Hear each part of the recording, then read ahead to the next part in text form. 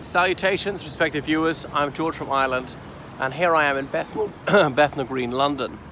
So this is an area of the East End of London, and I'm not sure where the actual green of Bethnal Green is, from which the area takes its name. Might be the one I'm on. But I want to talk about the end of the Blitz in particular, looking back at the Second World War. Of course, Blitz being the German word for lightning, but in English it was used to mean these air raids on the United Kingdom and other places. So really started in 1940 after the surrender of France, the Battle of Britain and all that. I don't want to talk about that too much. Obviously from the 10th of May 1941 it stopped, which is not coincidentally the night that Rudolf Hess flew to the United Kingdom to try and parachute out at Dungavel House.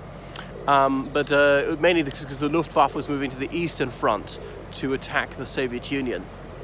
But anyway, the war started going very badly for the Third Reich, and they really couldn't compete. They were just being outproduced by the Allies.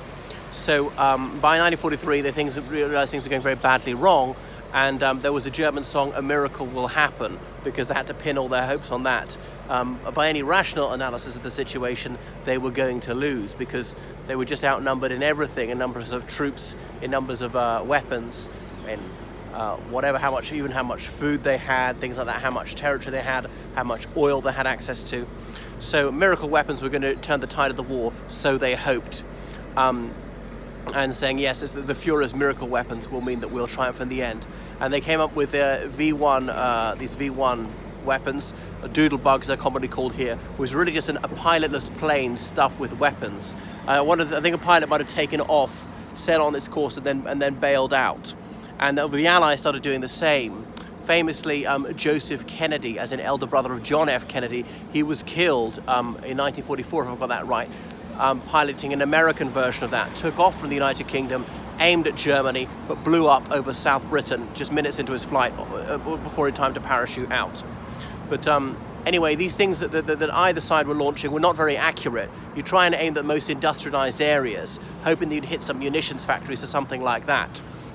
They were rather indiscriminate. There were no smart bombs in those days, guided missiles, so you were going to kill a lot of civilians. That just couldn't be avoided. The one thing is then sometimes you're killing factory workers for these munitions factories, so unethical, many people would say. It's difficult to see how you could be more ethical and yet win.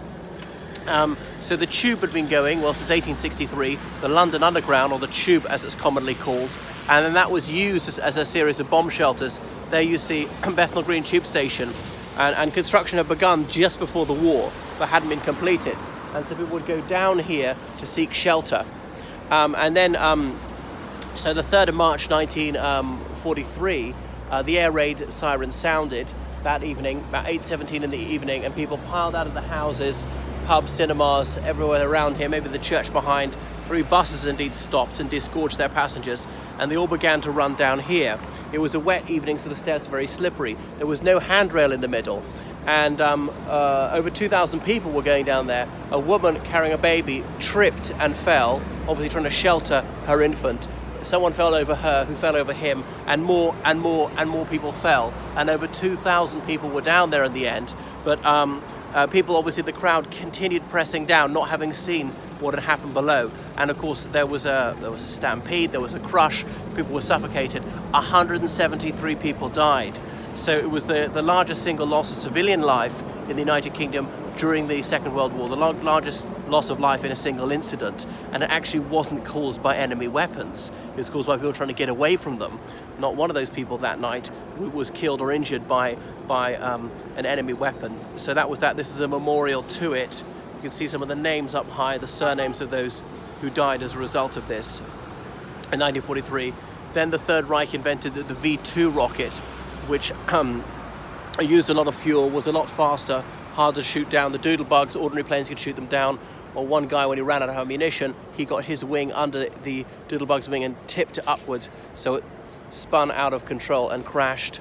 and obviously a lot of the Third Reich secret agency had been captured and turned in the United Kingdom to feed back disinformation to the Third Reich, saying that these rockets are landing in the wrong place, they're landing too far to the southeast to send them further, which is not true. They were landing on London, and then they went too far up to the northwest, which also meant the Third Reich wasted more fuel, and they would land in relatively low population density areas, reducing the chance of casualties. But that was that. These things were still going on in 1944 into early 1945. By then the Germans had just run out of just about everything, metal, fuel, whatever. Their scientists being killed. A big raid on Peenemünde, this island off the northern coast of Germany where many of the things were made. Some of the V-2 rockets had been launched from the Netherlands, which was then occupied by the Third Reich. And there's a historiographical debate from the Third Reich's perspective. Were these weapons, were they a sensible strategy or not? Because, well, faced with the situation they had by 1943, they're likely to lose the war. Did this give them some chance of winning, or at least negotiating an end to the war? Not that Hitler was willing to do so. Some people say no, it actually was sensible to tie down huge numbers of Allied troops and planes to try and find these things and destroy them. Others say no, it wasn't actually. It was a way of really just squandered resources. They could have deployed these resources far more sensibly, the metal, the fuel, the man hours, in just making more planes or jets. And they had a few jets by the end of the Second World War, but so few that it didn't alter the outcome of the war or come anywhere near doing so. A few helicopters and so on. So that's that. That's a little bit about the Blitz. About 60,000 British civilians killed in the Second World War, mostly through the Blitz. Some of them sunk at sea in the U-boat campaign. So some of them died as internees in the Far East and so forth.